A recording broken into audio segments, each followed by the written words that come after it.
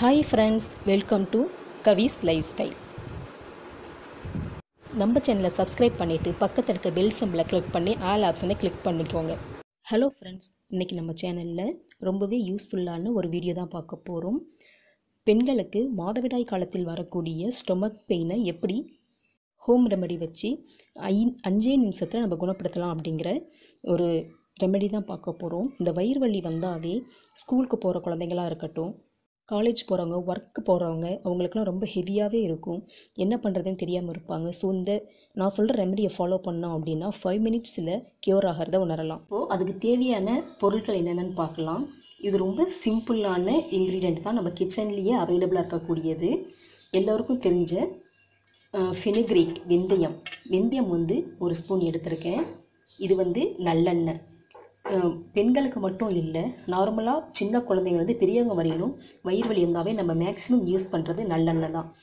So நல்லெண்ணெய் ஹீட்டுக்கு ரொம்ப யூஸ்ஃபுல்லாக இருக்கும். அதே மாதிரி வயிறு வலிக்கு ரொம்ப ஹெல்ப்ஃபுல்லாக இருக்குது. அதுக்கப்புறம் நான் கட்டி பெருங்காயம் எடுத்திருக்கேன். ஸோ இந்த 3 ரெமெடி வச்சு நம்ம எப்படி நம்ம க்யூர் பண்ணலாம் அப்படிங்கிறத பார்க்கலாம். ஃபஸ்ட்டு வெந்தயம் 1 ஸ்பூன் எடுத்திருக்கேன். இதை நார்மலாக நம்ம வயிறு வலி வரும்போது 1 ஸ்பூன் வாயில் போட்டு தண்ணி ஊற்றி குடிச்சிருவோம். அது மாதிரி இல்லாமல் கெட்டி தயிரை எடுத்துகிட்டு அது மிக்ஸி ஜாரில் போட்டு மோராக அடித்து எடுத்துட்டு அதோடு இந்த வெந்தயத்தை போட்டு ஒன்றா சேர்த்து விழுங்கணும் அப்படின்னா 5 மினிட்ஸில் க்யூர் ஆயிரும். நம்ம வலி கொஞ்சம் கொஞ்சமாக குறையிறத ஃபீல் பண்ணலாம்.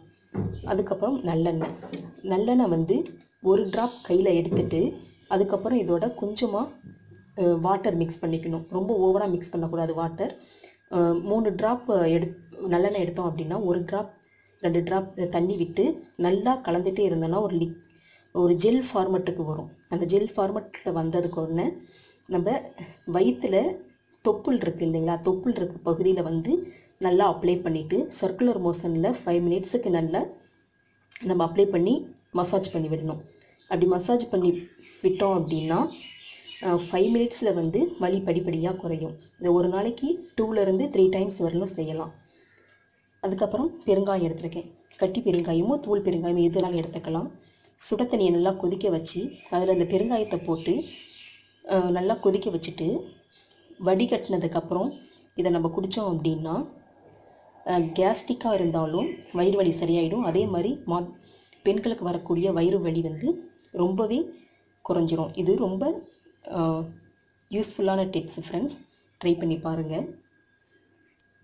இந்த 3மே பெண்களுக்கு மட்டும் இல்லாமல் குழந்தைங்கள்லேருந்து பெரியவங்க வரையிலும் வயிறு வலி இருந்தது அப்படின்னா உடனே சரியாகணும் அப்படிங்கிற பட்சத்தில் இந்த 3 ரெமெடி நம்மளுக்கு ரொம்பவே கை கொடுக்கும், ரொம்பவே யூஸ்ஃபுல்லாக இருக்கும். ஸோ இந்த பொருளுக்காக நம்ம அங்கேயும் போயிட்டு தேட தேவையில்லை, நம்ம கிச்சன்லேயே ஈஸியாக அவைலபிளாக இருக்கக்கூடியது தான். ஸோ இந்த ரெமெடியை ட்ரை பண்ணி பார்த்துட்டு எப்படி இருக்குன்னு கமெண்டில் சொல்லுங்கள் ஃப்ரெண்ட்ஸ். இந்த வீடியோ பிடிச்சிருந்தா லைக் பண்ணுங்கள், ஷேர் பண்ணுங்கள், சப்ஸ்கிரைப் பண்ணுங்கள். தேங்க்யூ. தேங்க்ஸ் ஃபார் வாட்சிங்.